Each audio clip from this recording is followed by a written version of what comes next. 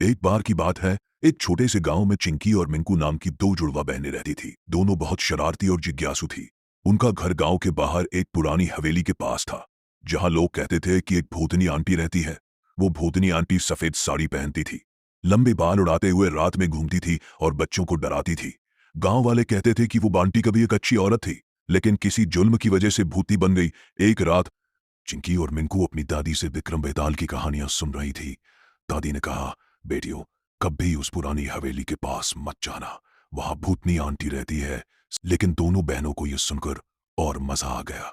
वे सोचने लगी, चलो देखते हैं वो भूतनी आंटी कैसी होती है। अगली पूर्णिमा की रात, जब सब सो रहे थे, चिंकी और मिंकू चुपके से घर से निकल गई टॉर्च लेकर। दीवारें टूटी हुई, पेड़ों पर कौवे बैठे थे और हवा में अजीब सी सरसराहट थी।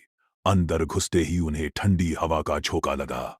अचानक दूर से एक आवाज आई, कौन है वहां, मेरे घर में घुस आए हो? दोनों सहम गई, लेकिन चिंकी ने हिम्मत करके कहा, हम चिंकी और मिंकू है, आंटी जी हम आपको देखने आए हैं। तभी एक सफेद साया प्रकट हुआ, लंबे बाल, सफेद साड़ी, और मिंकू डरकर पीछे हट गई। लेकिन चिंकी ने पूछा, आंटी आप सच में भूतनी है? आप यहाँ क्यों रहती है? भूतनी आंटी उदास होकर बोली, हाँ बेटी, मैं भूतनी हूं। पहले मैं इस हवेली की मालकिन थी। मेरा पति मुझे बहुत प्यार करता था, लेकिन एक दिन लालची रिश्तेदारों ने मुझे मार डाला ताकि संपत्ति हड़प सके। तब से मैं यहाँ भटक रही हूँ। मुझे शांति नहीं मिलती क्योंकि कोई मेरी कहानी सुनकर न्याय नहीं करता। चिंकी और मिंकू ने आंटी की पूरी कहानी सुनी। वे बहुत दुखी हुई। चिंकी ने कहा, हम गांव वालों को बताएंगे और आपके लिए न्याय करवाएंगे।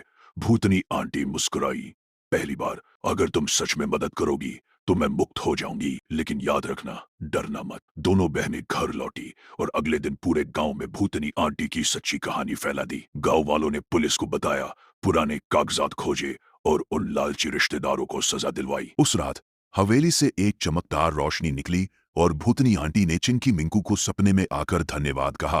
तुम्हारी हिम्मत और अच्छाई से मुझे मुक्ति मिली। अब मैं शांति से जा रही हूं।